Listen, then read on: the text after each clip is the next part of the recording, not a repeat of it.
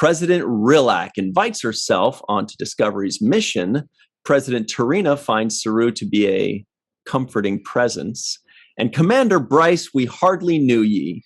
Hello, everybody, and welcome to the Seventh Rule with Cirroc Lofton. Hello, hello. We have two very special guests joining us today, Dr. Susan V. Gruner and Eve England out in a place far away.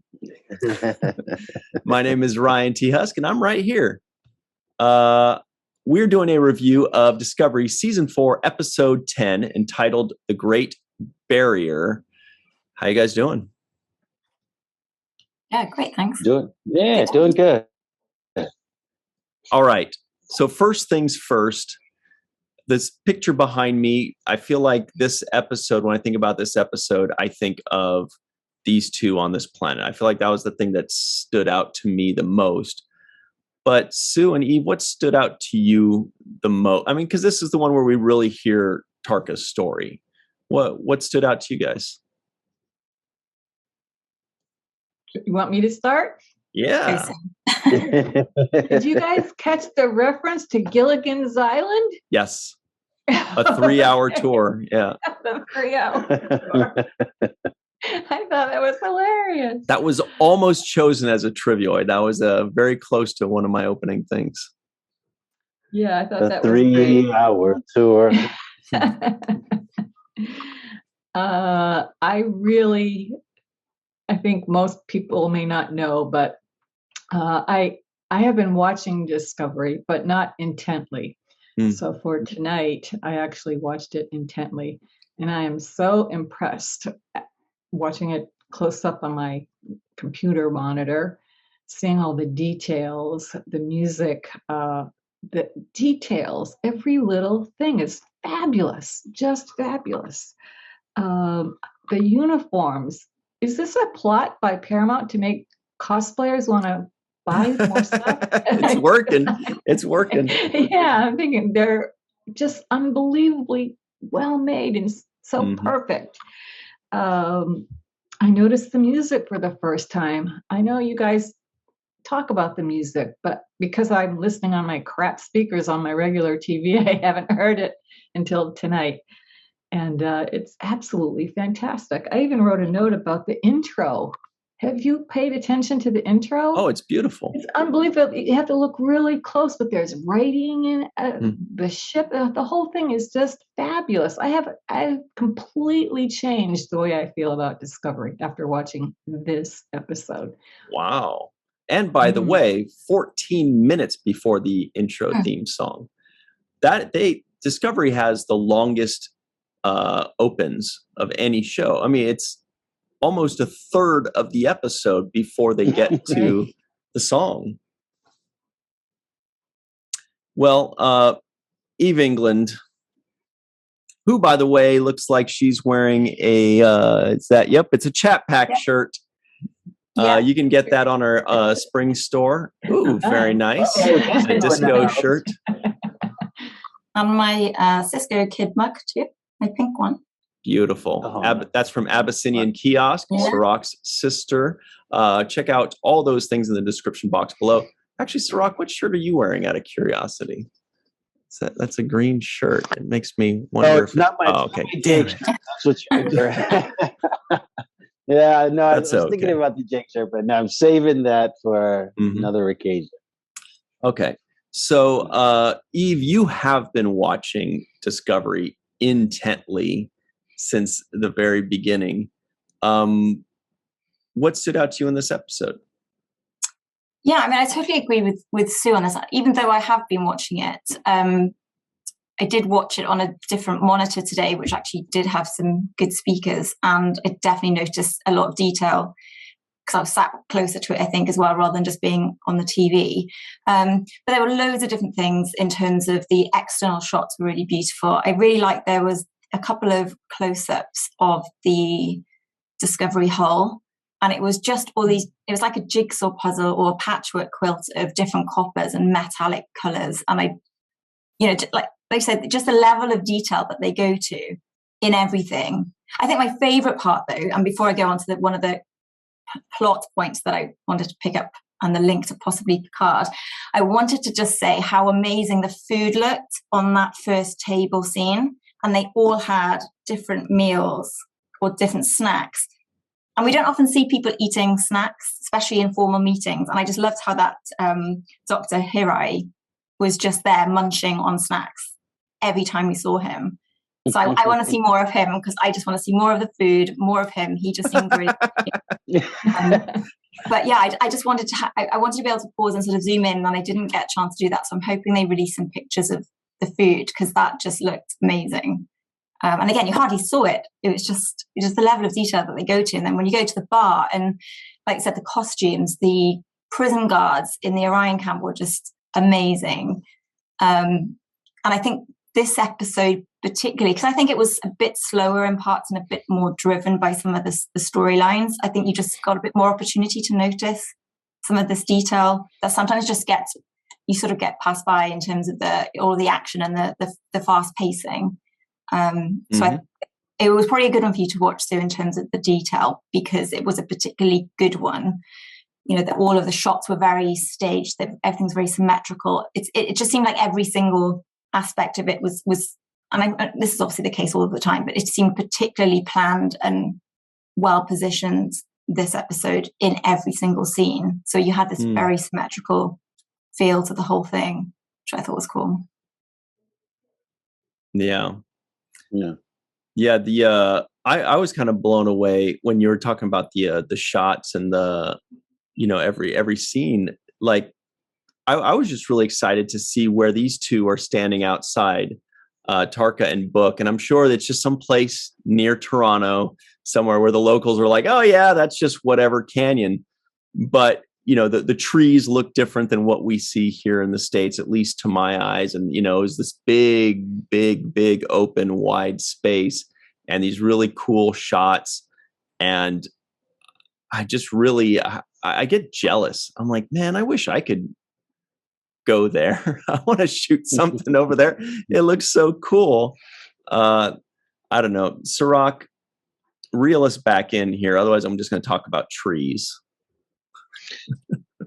Well, I'll do a little bit of reeling. For one, I feel like a lot of this show is backstory, a lot of backstory. So we get action, backstory.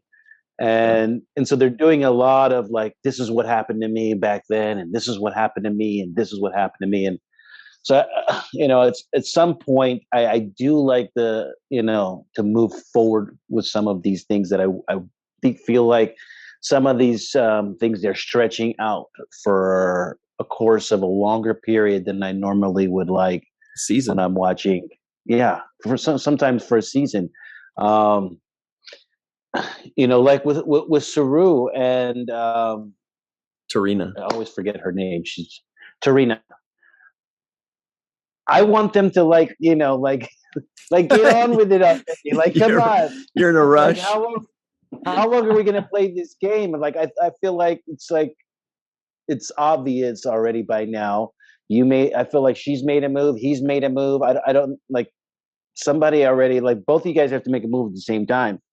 And you think she made a move? Well, she got him. Yeah.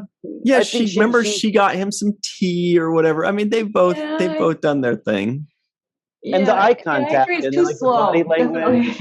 Too slow. Yeah, the body language, the eye contact, it's been there. It's been there many times.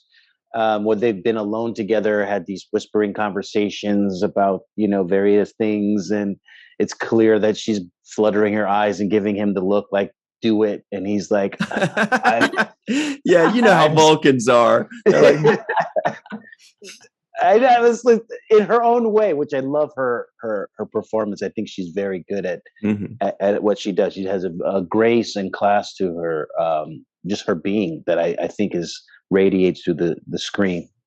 But sometimes I'm just like, all right, get on with it. Like, come on, you can't build this up for that long.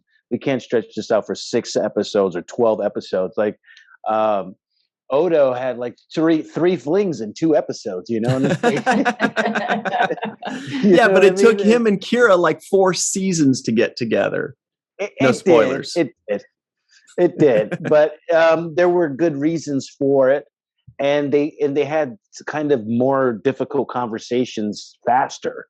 Like, you know, like he was like, this is what I feel, or, you know, I just felt like it played out better. These things are like, there's so much of this slow drawing out of emotions and characters and whatever their thoughts are, that for me, pace wise, I do want it to speed up a little bit. Those are the things that I kind of looking for. I have no qualms about what you guys were talking about when it comes to the visual effects, when it comes to the set design. I mean, there's just nothing to really criticize there. I think it's A grade, A+, you know, sets. I mean, that the image behind you, Sue, how beautiful is that? The lighting, the colors, the music, the sound, you know, we were talking about hooking it up to speakers and listening into it with surround sound. I ended up making a habit out of that because Deep Space Nine is recorded really low when I play it back from my computer. So I have to have a speaker, an outsourced speaker, to play it back with it and be able to hear it. It's dark too. It's quiet and it's dark. You have to turn everything up. I got to close my blinds. I got to turn off my lights. Otherwise, I'm just like, is that Quark or Morn? I can't. Yeah. By the way, we did have a Lurian in the bar, and I think for the first time we saw the Lurian actually wearing a Starfleet uniform. So that means this Lurian, this Morn alien, could be Morn, I guess. We don't know how long they live. But I mean, he's in Starfleet, so that's an interesting thing. Sorry, I don't know if you're done with. Sorry, I just wanted to jump on that because that's a fun little tidbit there. No, I mean, pretty much. I'm done with that. You know, that's my overall thing. I was just talking about having to listen to the music with a speaker or some kind of added, instrument connect. So so the practice of that has allowed me to now, when I watch all of the episodes, I use the speaker. It makes for a huge difference as far as listening to the sound, listening to the music, which is fantastic in the opening credit. I think a lot of these Star Trek shows have nailed their opening credit music. Totally. Right? Yeah. That's one thing I believe that they've all stayed consistent with. And it's like, okay, we need something that's identifying. We need something that's in the vein of the Star Trek themes that we've had before.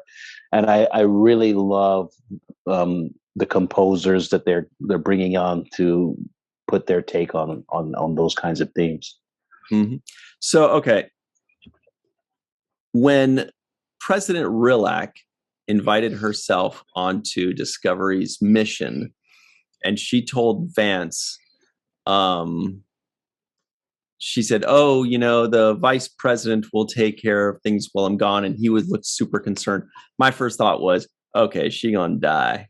She's done. Because they set it up right there to where, like, she's like, "Oh, the VP will take care of things when I'm gone," and Vance was like, "No, don't go. We need you." And she's like, "You guys will be fine without me." It almost was like, "You guys will be fine without me." You know, right? Am I the only one that thinks she's going to die now? Yeah, I thought she was going to die too, but yeah, we've still got a bit of time, I guess. Yeah, but I thought that before, just for the record.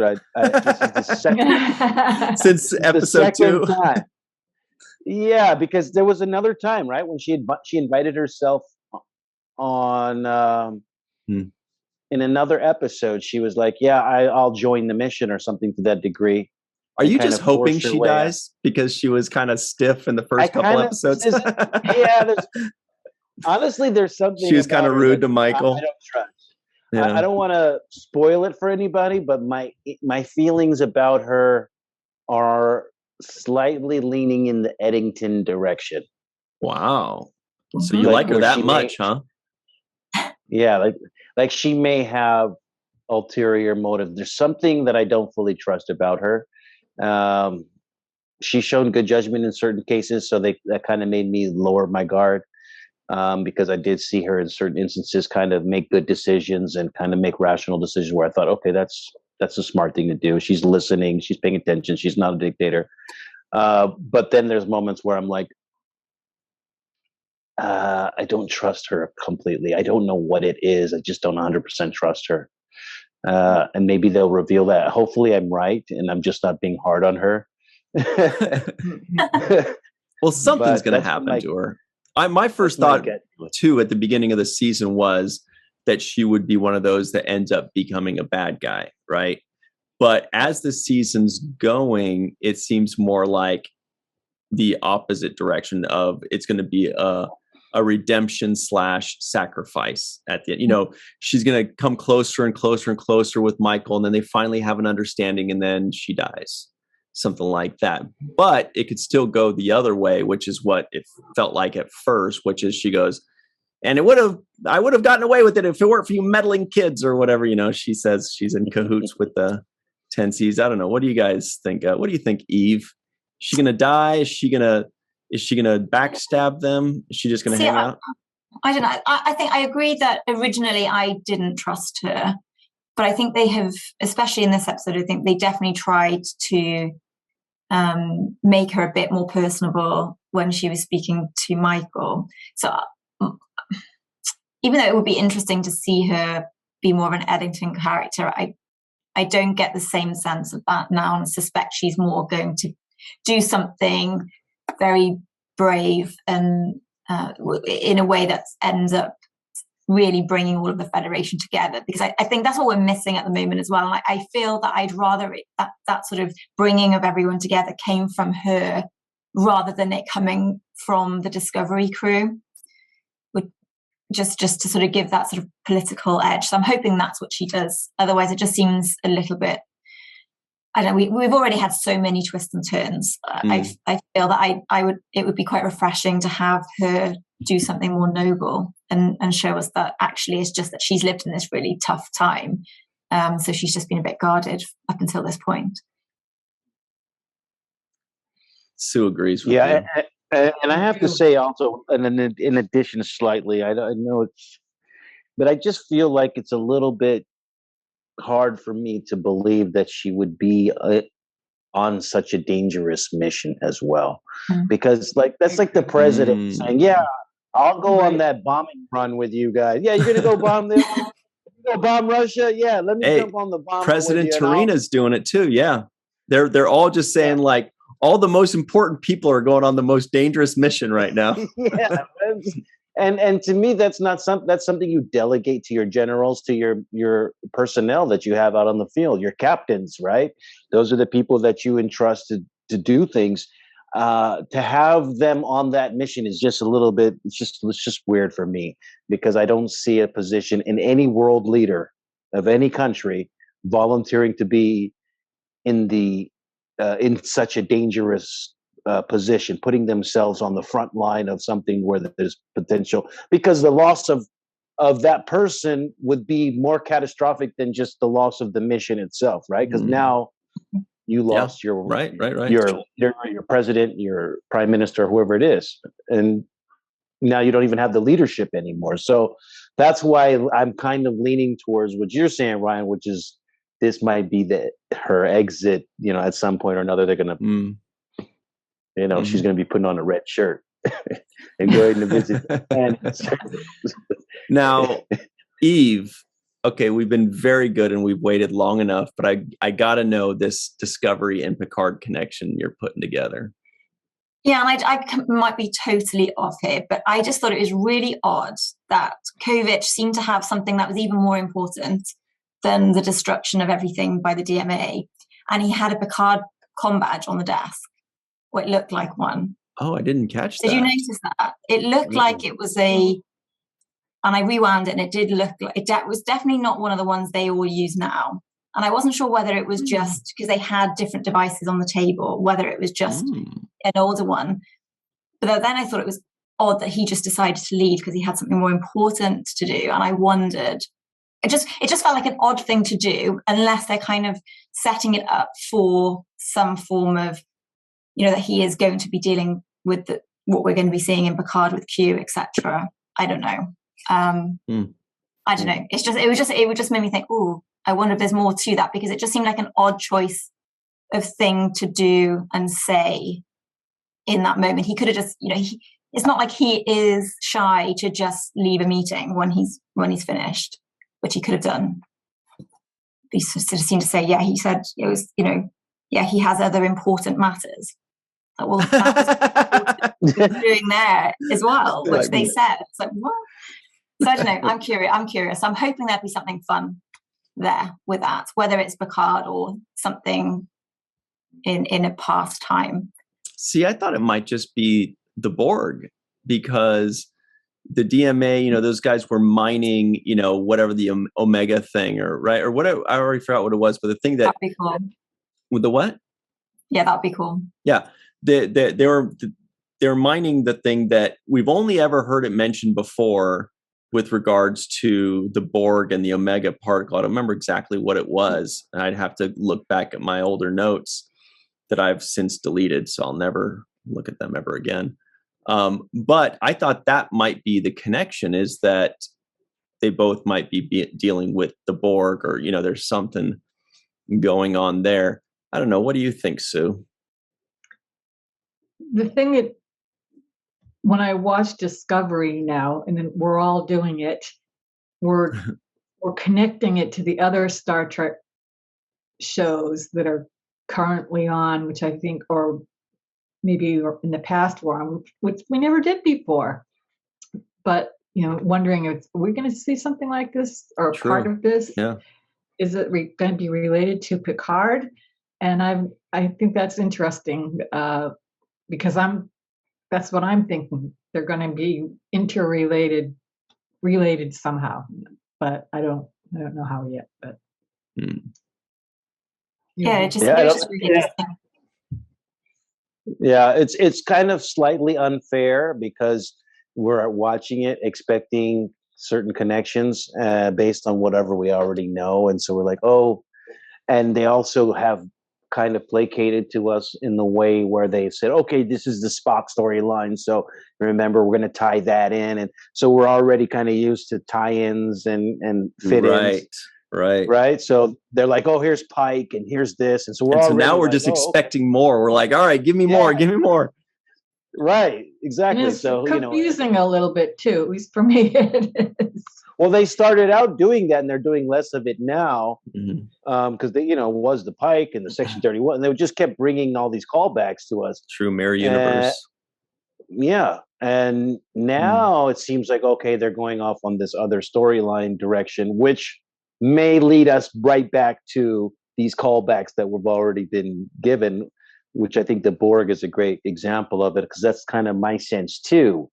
Like, what else could this be, right? And it's and that's another part of it too. I felt like, okay, they're stretching this DMA. How long is this DMA thing? They killed it and it popped back up. And they're studying it. They don't know what it is, and I feel like those kinds of stories were told in a shorter amount of span of time in older Star Treks, right? Because I think this DMA thing probably would have been like one episode in DS9, right? Or maybe a two-parter.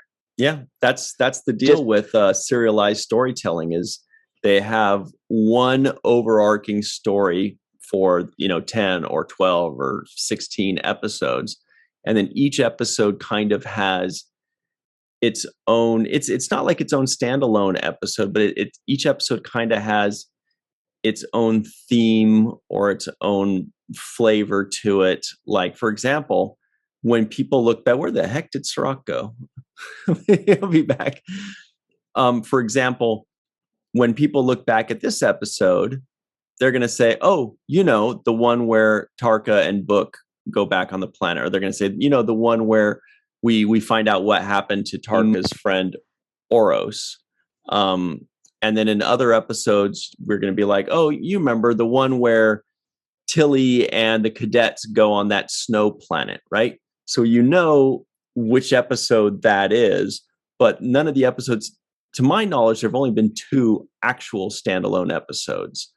Magic to Make the Sanest Man Go Mad and Pavo, I think, were the two. And I think those were probably both in the first season. And that's another thing that I'm kind of like trying to process is how many people are coming in and out of this show. Arian, where's Tilly? Lieutenant Nog gone and comes back. Tilly gone. Now Bryce is leaving. I'm like, well, is anybody gonna be this is like everybody's, it's a revolving door? Like I don't understand. Like usually when you're watching these shows, it's like that's the crew, you know, and he's engineer, that's security, this is, you know, like that's science office. Like usually, and that stays intact to a large degree. And here I've seen so many people come and go that you know, Tarka, for example, is a bigger character than the guys who were there from the beginning, like you know, Bryce and other people, right? What about 10C? We don't know who 10C is yet. Well, I keep thinking 10cc. Well, now speaking of Bryce too, by the way, I hope we get to see him again. But I will say this: now we know why they introduced Lieutenant Christopher. They knew, you know, Bryce was going to go, whether it's some contractual thing, and he said, you know, he can only do a few more episodes or he's got to go, who knows, or whether they're just writing in that he's going to be gone for a while and come back. And they're like, okay, well, we're going to need a replacement, you know, and so we're going to have to introduce this character, you know, a few episodes back. So it's not just like some new guy, you know. And so now we know why. It kind of reminded me of The Walking Dead for a specific reason, but that's but at least now we know. And Christopher's just taken over Bryce's spot. And, you know, hopefully we get to see more of Bryce again, though, because he's had like 15 lines in 4 seasons. Yeah. I guess one thing that really did frustrate me with the show is, and this episode had 2 examples where you almost feel like you roll your eyes. The Bryce one was one instance. The other one was where they were all talking about where they would go if they were back on Earth. And I just sometimes feel that they just put these token little backstories to try to make you feel like you know these characters, rather than just exploring and giving those characters time to evolve and to develop those. So to me, it just didn't seem genuine or believable when Saru was saying to Bryce how much he was going to miss him, because you never really got any sense that they really knew each other. You guys never talked. You're not going to what? You're going to miss his. You're going to miss his cologne. It's just really frustrating. It's that one line that he says every episode. So frustrating. His essence. You know, go ahead. Sorry. I was just going to say, and you know, we had the relationship with Tarka and his friend in prison. You know, but like I said, he was in it. He's had more lines than a lot of the regular cast, and I just want to see more of those relationships with the whole cast, because there's so many great things about the show, that the production, the music, all the things we've just talked about. But the one thing that to me is lacking is the development of the whole cast, and you just don't get. I agree 100%. That's the issue that I have with this show. And Cirroc, that's almost exactly what we were talking about last week. I think it was when Bryce and Reese got into a little squabble, and then they got beamed out, and then they just kind of helped each other up and were like, okay, no more squabble. And I'm like, we can take it. It's okay if the characters fight for more than one scene. We could take it if they don't like each other at all. We're okay. We want to see, I mean, even a fight or a disagreement or not liking each other is character development. It's still interesting. We already are rooting for these characters. We already like what we know about these characters. So we want to see more, and having them, you know, just kind of solve their little squabble so quickly. I was a little bit like, no, I want to see how this plays out. Like, let's get a little bit more. But yeah, that's something that in the first season, they didn't even get any lines at all. If you'll recall, they were just basically featured. So from that perspective, the good news is that we're getting something from these characters that for an entire season, we were just like, actors. They were background actors with a name. Yeah, with a name. Yeah, with a character name. But, you know, once again, if you want me to care about these characters, then you have to give me more to know about them. And for example, Book, when he lost his family and the little kid and, and his brother, we barely saw them, but their impact kept going, right? We kept thinking about them and mourning them, and Book kept mourning them, and they stretched that mourn and that care out. Well, I would like to have that same stretching out of feelings and character development on these other characters that now come in and out like this revolving door. Like, okay, later, Bryce. Like, later? Like, dude, I left my family and my friends and everything I know 1,000 years into the past, or whatever whatever they did. There should be a lot more to be able to talk about when it comes to those things. It should be very easy to dig. If we're going to do backstory, reflection episodes talking about, what Tarka did and what Book did and what somebody did, and everybody has their problems from what happened a long time ago. Well, wouldn't Bryce be a candidate for that? Wouldn't was it Reese? Yeah. Wouldn't these guys be candidates for what they've left behind, or what matters to them, or what means something to them? And the other thing is that I find it hard to believe is when Tilly, when Bryce, when they decide to leave in this place that they now are in, which they have no connections to, no relatives, no anybody. What do you do?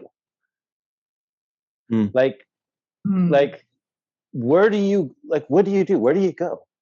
If you're 1,000 years away from the time you're away from your home planet and your friends and your family, you don't know about the customs and cultures of whatever that day is. So much has changed.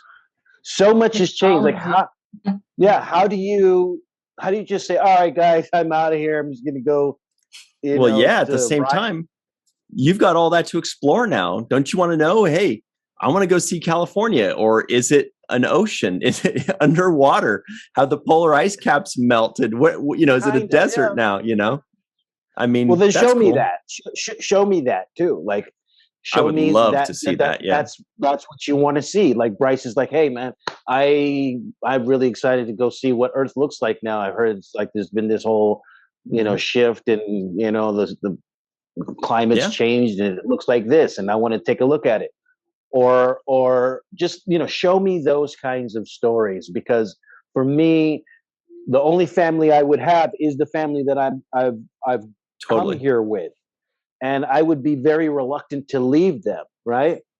It's like if me and my military platoon, if we're in in the jungles of the Amazon together, I'm not going to just say, all right, guys, you guys, I'm going to go off on my own and figure out what to do. I'm pretty much going to be like, hey, let's figure this out together. Let's, help each other survive.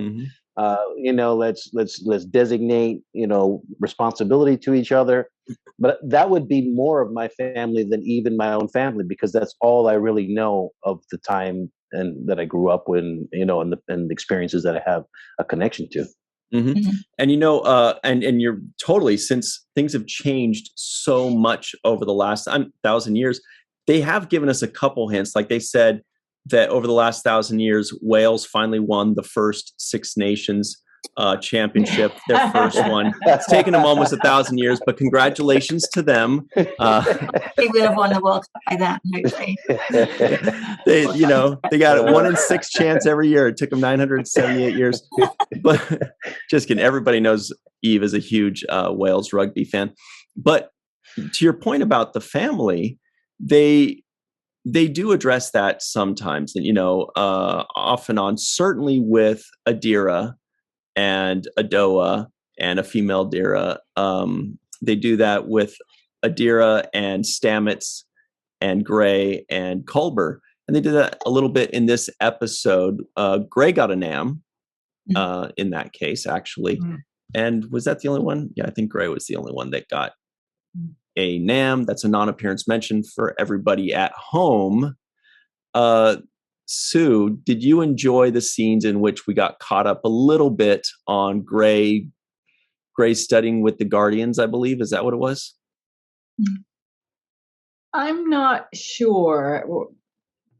This is the first one that I've really paid attention. So I right. This one was a little deeper cut. Yeah, it was a little deeper. But I did have questions, which we've already discussed. Why the president would go on a starship, and that's a little wacky to me. But I hate to make it sound like a complaint. My issue with Discovery all along has been, in some places it moves too fast, and I get confused, and I forget what happened in season 1 or whatever. And I felt it on this episode that they actually slowed it down for a minute, but yet I'm missing things, and I have watched every single one up until today. I watched the one that we're talking about, but I still am confused about what's happening. I will not lie and say that I have a clue what's going on. Eve knows what's happening.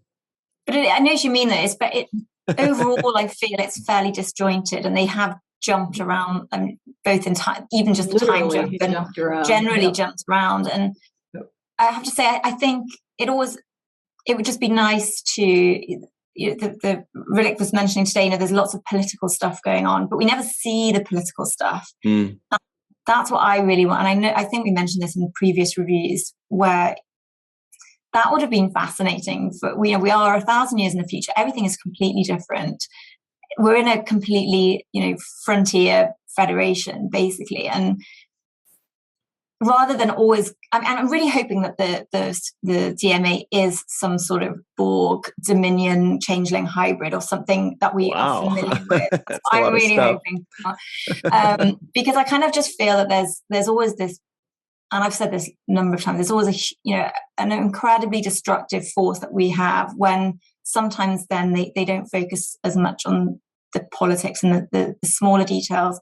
So for example, DS9, we had, those really sort of deep subjects and questions about various things and how people really do get on and get, and make things work, and, in horrendous situations.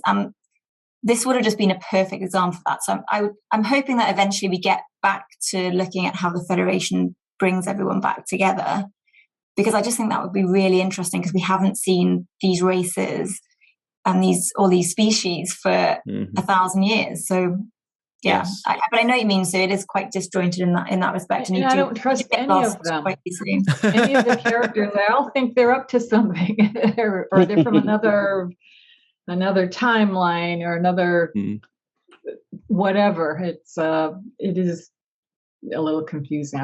They need to tie it up, I think. Eve, what you were saying reminds me completely of how I felt when I was watching Enterprise. When they first introduced the show, or when they announced the show, I should say, my first thought was, this is so cool. We finally get to see the forming of the Federation. And they didn't even touch on it until the 4th and final season. And we love that stuff. That's what was so cool about Deep Space Nine, is how the races and the federations and the dominions, how all that, the politicking and the diplomacy, all that stuff is really interesting if done right. And I remember being, disappointed. I loved Enterprise, but I remember being disappointed that they didn't address the Federation. That's what I wanted to see. And when they said they're coming in the future here, and here's the new Federation now 1,000 years into the future, I want to know. I'm a nerd for that stuff. I want to know what races are still in the Federation, what happened to the races that are not. I wouldn't mind a history lesson on that. I wouldn't mind Kovic saying, have a seat. Let me tell you what happened to the Ferengi, or, and how they joined, and then they got kicked out, and then they joined again, and then they got caught gambling, or I don't know. I'd love that stuff. Yeah, no, exactly. And to add to that, and also to highlight what Eve was saying, I want to see the first contacts in 1,000 years from now. I want to see them meeting new races of people and those kinds of, deliberations and the kind of interactions and the new negotiations and maybe something else that we haven't seen kind of being thrown our way. This is a perfect opportunity for that, but I'm a little bit lost because the show has gone in so many ways.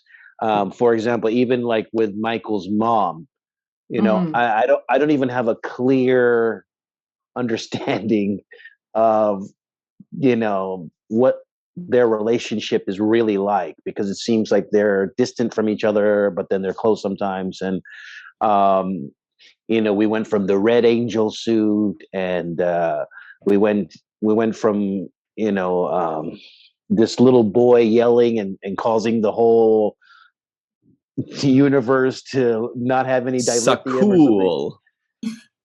Yeah, so like I'm like, okay, so I understand some of those things and I understand where they're going, but it's so much like, I think to what Sue was saying, sometimes it goes so fast and it's like a lot of stuff. You're like, whoa, okay, and then some of the things are really drawn and slow and drawn out, and even with Culber and Stamets, I don't even feel like they fully healed from their fallout.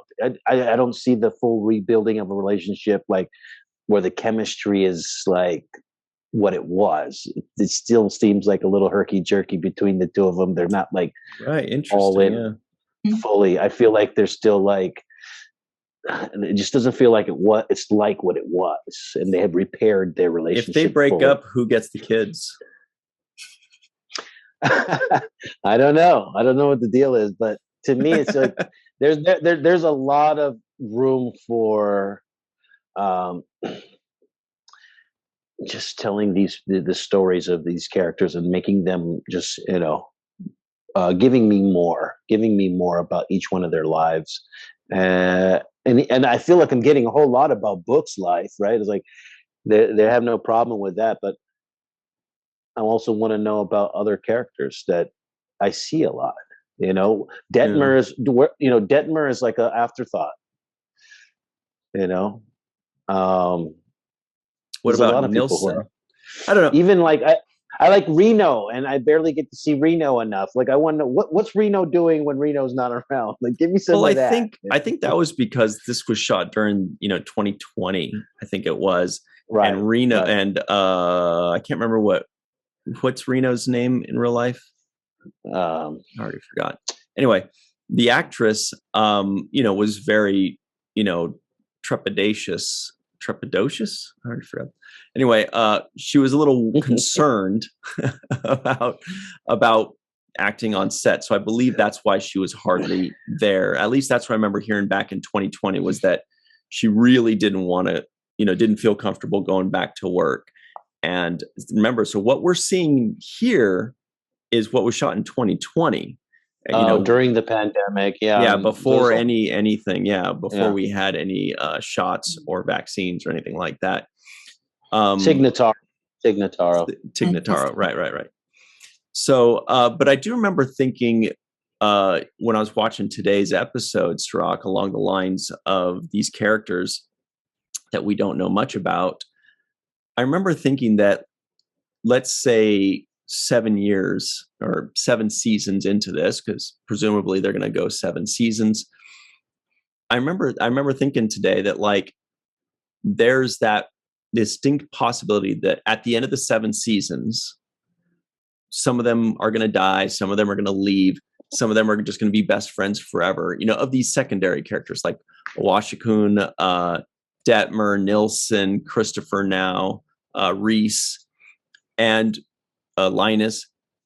At the end of the season, when whatever their storyline is, even if they're just sitting on the ship and saying yes sir or whatever, we're going to look back and we're going to have a lot of memories of them, even if they're not giving us a ton per episode or per season. Even after 7 seasons, we're going to look back and we're going to be like, we're going to feel something about those characters. I mean, I know I am. I can look back and remember a few specific moments, not a ton, but after 7 seasons, I think we'll be able to though there will be a body of work. Now, we won't know them as well as Michael or Cirroc, for example, or Stamets, but we'll have enough to where we'll look back at them fondly, if that makes sense.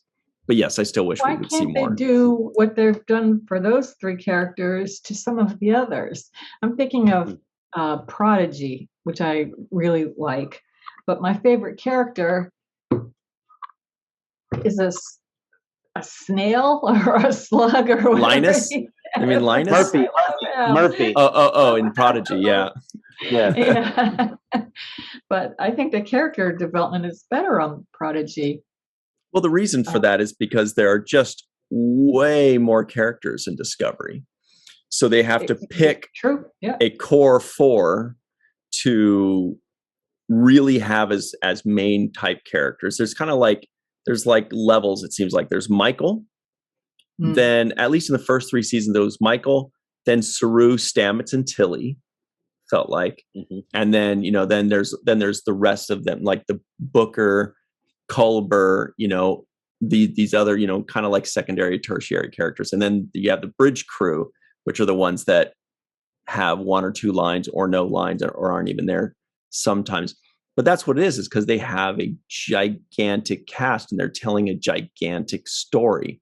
Whereas in like Next Generation or in the others or in Prodigy, it was, you know, they were telling an episode was a story and it was just revolving around one person. So that's why, for better, for worse, that's the reasoning behind it, I think.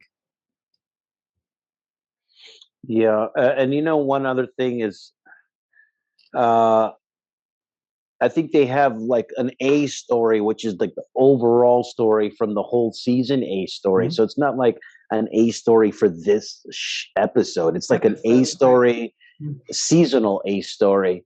And then the B stories on these shows are like a bunch of B stories. It's like Cirroc's B story. It's like 10 B stories and an overarching A story. And I guess that's what the format is a little bit different for me because I'm used to an A-B story in an episode with closure, wrap it up, move on to the next one, and you know, and keep it going. And this one, I'm like, I have to continue to. Because there was no wrap up in the last episode. It's like that 6-episode Dominion arc at the beginning of the 6th season. Kind of like that, where they have to remind us this is what's been going on because it's all just one giant story that's going to come to a head very soon because the DMA and the 10C or the 10C is going to Earth right now and going to destroy Earth, Titan, and Navarre. And we only have a couple minutes left, but we also learned what's going on with Tarka. We learned who his friend was and why, and what a sad story that was, and his motivation. And then there's that, what do they call that symbol? It was this something. God, that reminded me of Harry Potter. What was that? Circle and I can't remember the lines. Yeah. Oh, it was like a golden something, the golden thing. It was the golden ratio. I think it was the golden ratio. Okay. God, that took forever. Sorry about that. Anyway, so I do feel like a lot happened in this episode and that we're finally getting to a point now where they're setting up the final big whatever is going to happen because all the presidents are on one ship. The 10C are going for Earth, you know, so they're setting up a climax to a season. So that's where we are. And I guess that's where we've got to leave it for now. But before we go, what do you guys say we give a very special thanks to a few people? And their names are, let me pull this up. Here it comes, fast and furious. Carmen, a.k.a. Skillet. TJ, Jackson-Bey out in Missouri. Bill, Victor Arucan. Arucan.